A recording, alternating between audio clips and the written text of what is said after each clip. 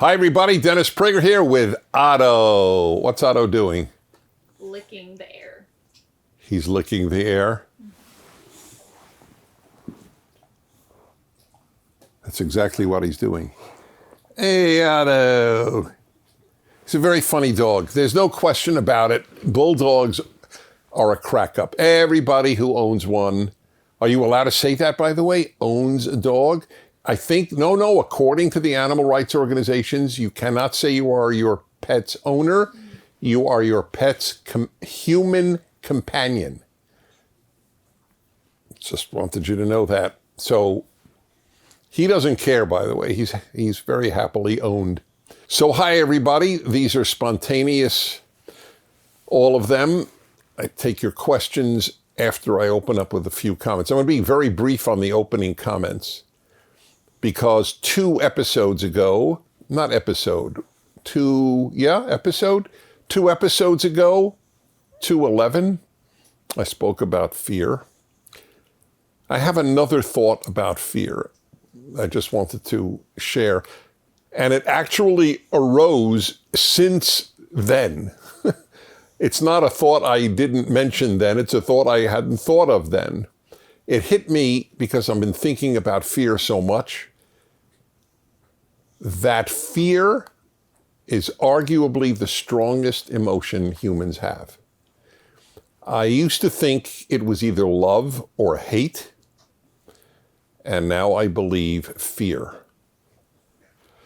Fear in most people is the dominant emotion. And I see that happening. There are people I know, really wonderful people, who have stayed indoors for more than a year. And that, of course, was induced entirely by fear. It's so powerful. It is also a terrible source of hatred. People hate what they fear. I'm not talking about inanimate objects like a virus. Well, it might be animate, but you know what I mean. But if there is a group, for example, there is real hatred of the non-vaccinated in the Western world and in the United States specifically. I mean hatred. I mean even a desire to see that they die.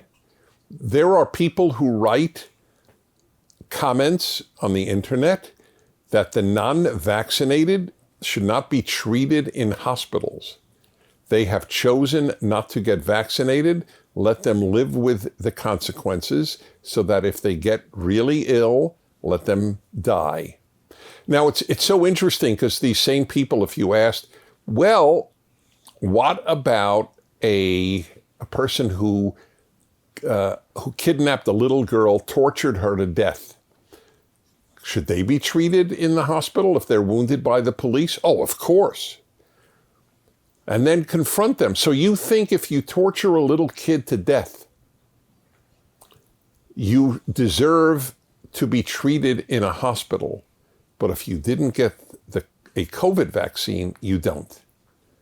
That is hatred. That's genuine hatred.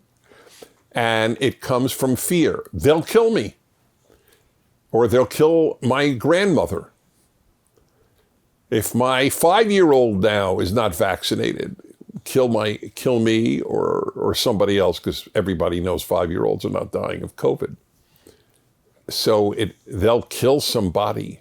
Anyway, fear is the way in which totalitarian regimes focus hatred onto a group. In communist countries, that is how they focused hatred on, let's say, landowners or business owners or the bourgeoisie, the middle class, the capitalist. You should fear them. They are trying to hurt you. That's how the Germans did it with the Jews. It was fear of the Jews that enabled people to accept the horrors of what the Nazis did to Jews. Fear is really scary. As odd as that sounds, fear is frightening. So it's not only good for you, it's also horrible for others to live in fear. That I spoke about last time. So the question has arisen by people who take these fireside chats to heart. How do you become a less fearful person? And like just about everything else in life, it's a choice you make. What is the difference between a courageous person and a non-courageous person? It is not that the courageous person does not have fears. It's that they don't act on them. In the arena of fear and courage, I am a behaviorist like I am in every other area. Act what you believe you should do. So it started with my understanding of happiness. You should act happy even if you don't feel happy. If you have physiological, neurological issues that absolutely prevent you from acting happy, that's a separate issue. But for most people, you can act it even if you don't feel it. That's a very big deal. That is the biggest deal in life. To not allow feelings to determine your behavior. You behave the way you should. You don't behave the way you feel. That's the most important moral lesson there is. What are my shoulds, not what are my feels? Act on feelings, you will lead a miserable, narcissistic, and probably bad life. So, with regard to fear, I would argue the same thing. You won't get rid of your fears. Well, you will eventually, to a certain extent. But you can't wait until your fears leave you to act less fearful. You act less fearful, and then the fears will begin to leave you. That is the way it works. Get the hell out of your house. And one way to understand it is, I have to weigh the pathetic life I'm living cooped up in my house for a year and a half, or not allowing my children to play with other children because I am fearful for them, even though there's virtually zero chance of their getting very sick, let alone dying from COVID. Preventing your children from playing with other children might have a permanent detrimental effect. Or having them wear masks and not seeing faces for a year and a half now, or more than a year and a half. These are bad things, and they're all the results of fear. So you just decide one day, my children must play with other children. I must get out of this house. Now, in the final analysis, you have to grapple, I guess, with the question of, gee, what if I get sick? Okay, so you got sick. What if you die? It's not a good thing to die, certainly prematurely. It's not a good thing to die probably at any age. It's a lousy end to life. But you can't be absorbed with, what if I die?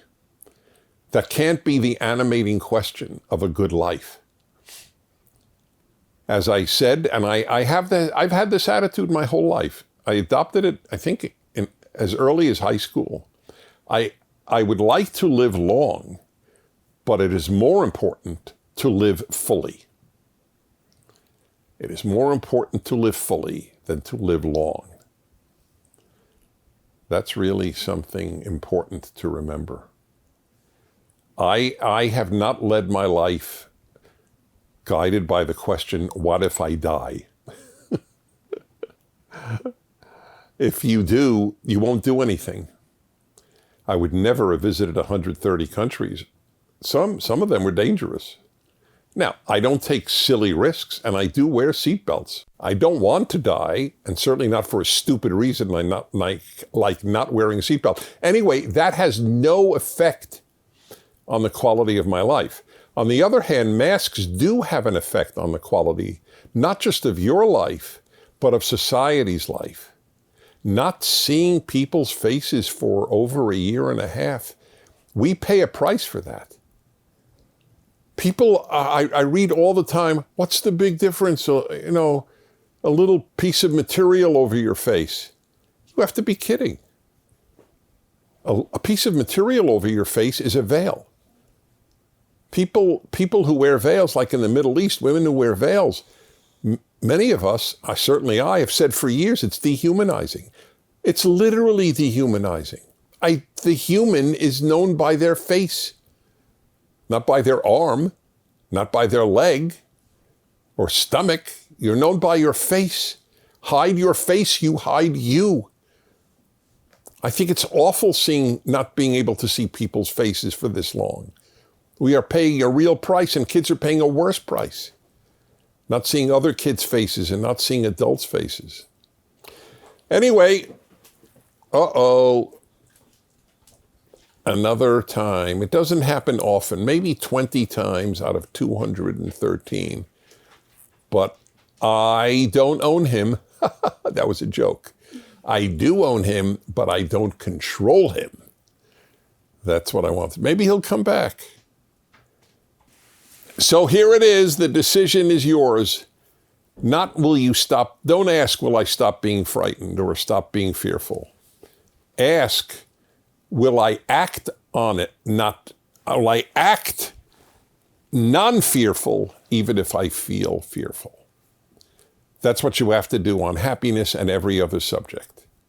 Act, choose how to act, and then the feelings will follow. Because if you let the feelings guide the actions, nothing will change.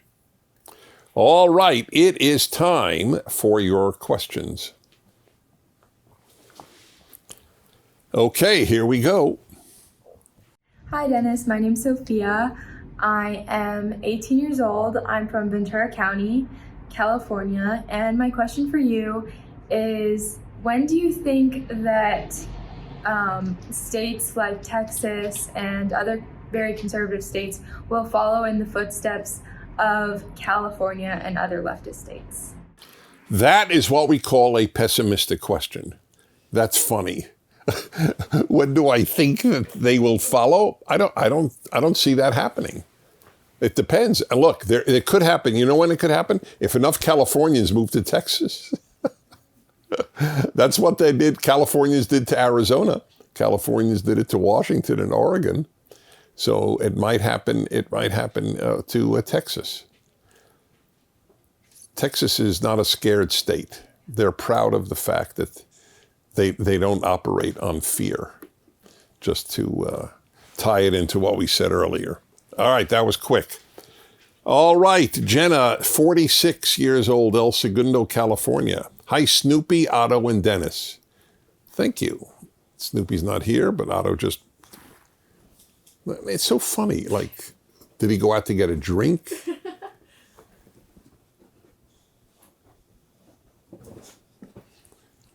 God, was that graceful. That's his middle name, Graceful. Hi, Snoopy, Otto, and Dennis. I can't even tell you how much I appreciated your Don't Raise Fearful Children fireside chat. There we go. I'm a single mama raising an 8-year-old boy and a 2-year-old girl. My son's father is one of the most fearful people I have ever met. He leaves his packages on the patio for 3 days after a full antibacterial wipe down. Oh my God. In the Book of Opposites, there's me and him. At all of my son's Cub Scouts meetings, his father tells my son to, quote, lift the mask every 7 seconds. Oh, because they're not, it's not being, I don't understand, lift. Oh, I see, because it's below his nose? Yeah. We are polar opposites when it comes to fear. I have wondered for years why his father is so afraid of everything, capitalized. Your fireside chat led me right to the source of his fear. His mother. I will never forget the time his mother asked if he needed help cutting his meat so he wouldn't cut himself. And he was 50 years old. Oh my God. I didn't like if my mother cut my meat when I was 5. And she didn't. His parents bought him a house, paid his property taxes, a car, housekeeper, his gardener, and even paid his doctor visit copays. He has always been coddled. My son's father thinks a good parent is a helicopter parent. How do I ensure that my son isn't a scaredy cat shaking in the corner of life, but instead takes calculated risks to discover, navigates his way through challenges, and learns by doing life? One tough mama, Jenna. You're my kind of woman, Jenna. You know what? The kids are lucky they have you. Here's a very interesting question here.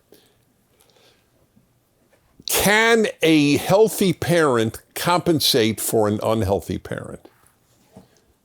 He's very restless today. By the way, there he goes. Okay, bye-bye. This is a very interesting question.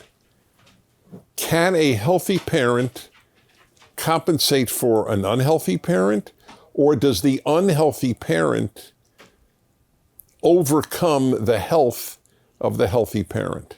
I don't have a standard answer on it. It would be interesting to ask 100 psychiatrists or psychologists.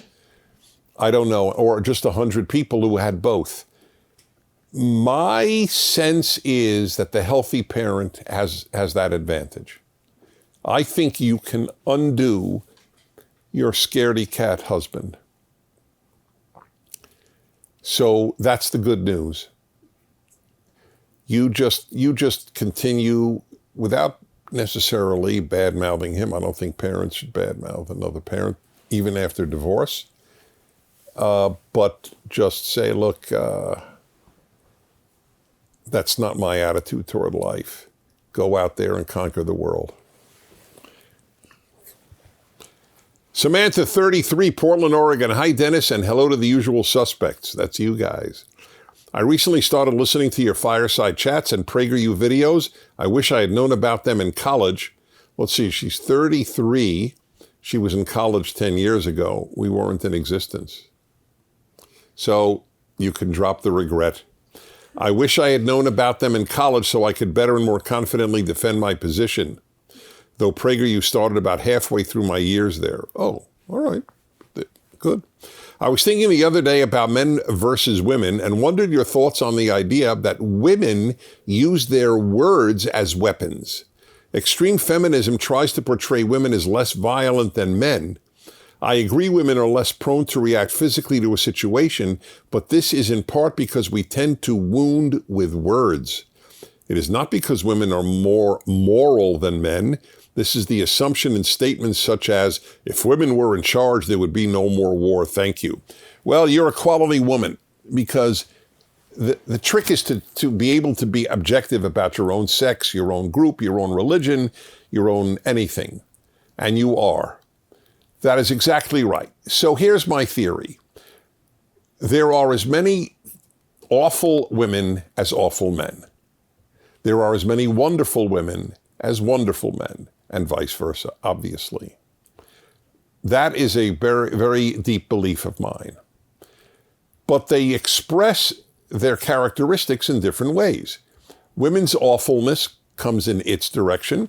Women are disproportionately involved in tearing down our universities and high schools and elementary schools. They just are. But they're not doing it physically. Men are disproportionately involved in murder and rape and theft. There you go. That's correct. Let's put it this way. Each one does its destructiveness in its own way, and each one does its constructiveness in its own way. Men and women are quite different. That's the way God made the world. But this notion, if women ran the world, I'm watching it take place in the United States, watching it take place in New Zealand, where the woman who was prime minister said, if you don't hear it from the government, it isn't true. I played that like 10 times on my radio show. All truth comes from the government, from the state. That's quite a statement. That's scary stuff. There is no other truth other than what the state tells you. I've played the recording of her saying it. Would you like the world run by such leaders? All truth comes from us. There are no other versions of truth.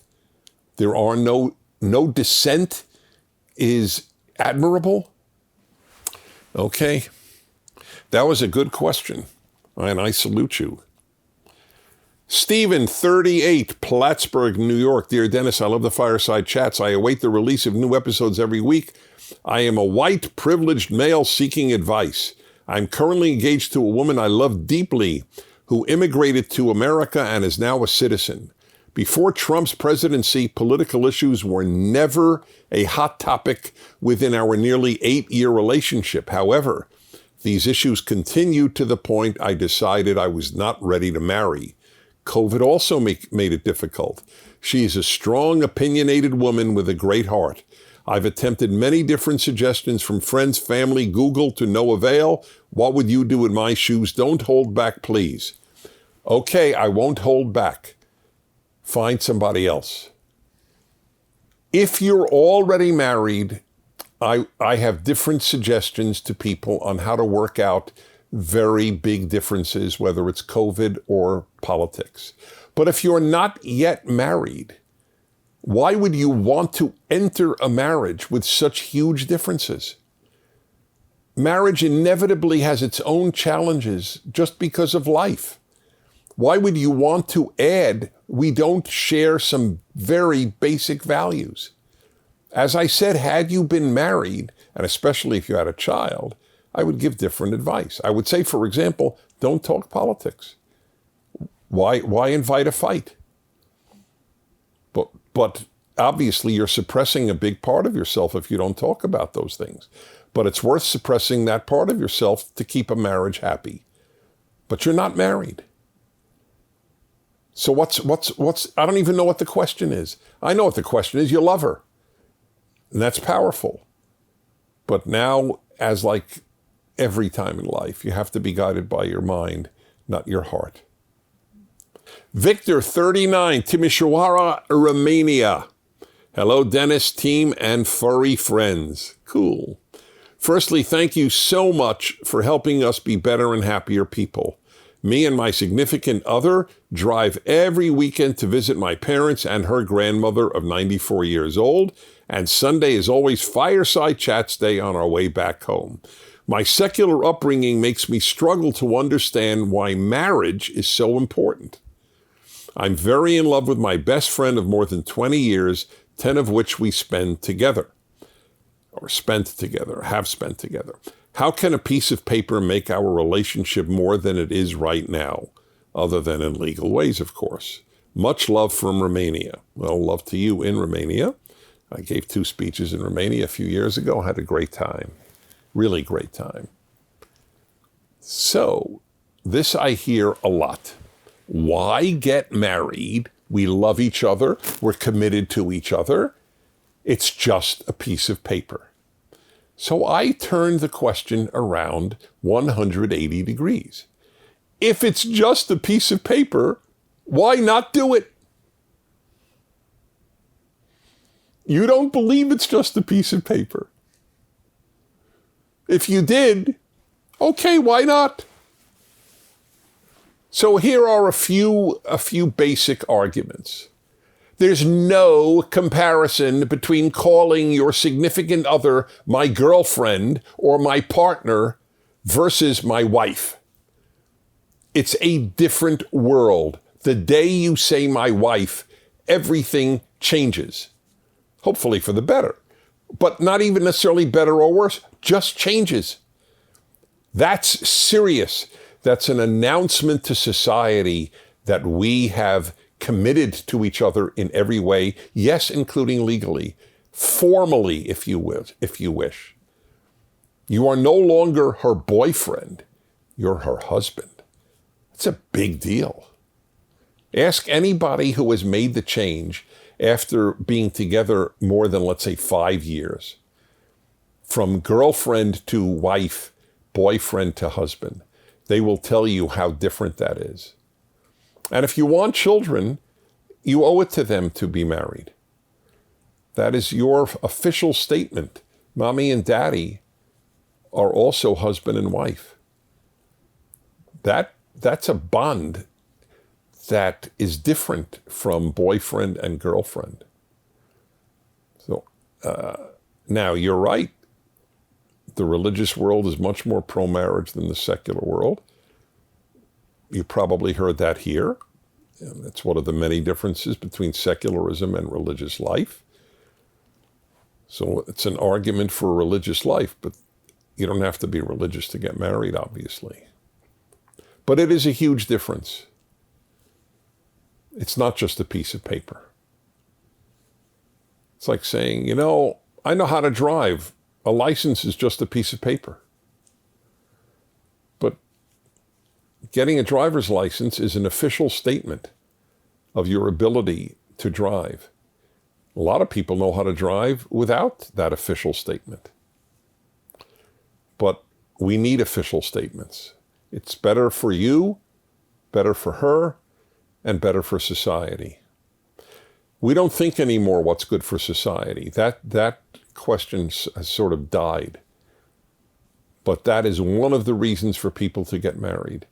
It is better for society that people bond and take care of each other and not rely on the state to do so. Let's see.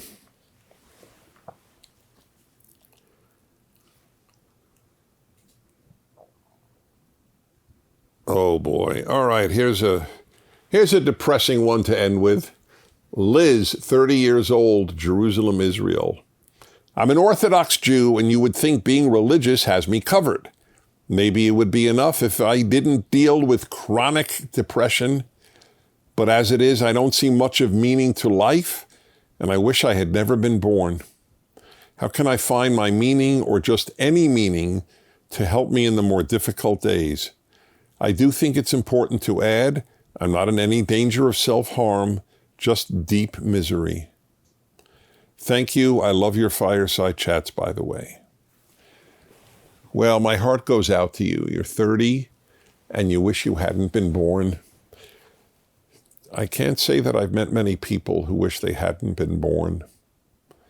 That was a very revealing statement, and it hit me hard that you're walking around thinking that. It is clear you are clinically depressed. My argument that most people should act happy even if they don't feel it is not really applicable to people who have clinical depression. So for people like you, that's why they have psychiatric drugs. Have you tried any? Maybe manipulating some aspect of your brain will have you look at life differently. Without obviously speaking to you, and I'm not a psychiatrist either,